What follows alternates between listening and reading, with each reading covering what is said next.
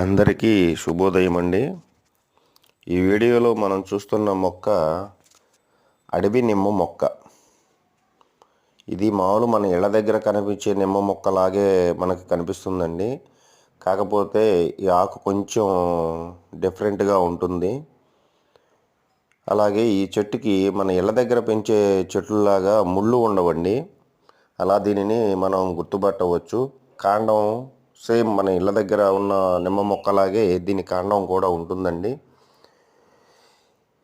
ఆకు కూడా మామూలుగా ఉండే నిమ్మ చెట్టుకను ఈ చెట్టుకి ఆకుకి కొంచెం తేడా ఉంటుందండి. ఆ తేడా ఏంటంటే ఇది బాగా దళసరిగా ఉంటుంది. అలా దీన్ని మనం ఈజీగా గుర్తుపట్టవచ్చండి.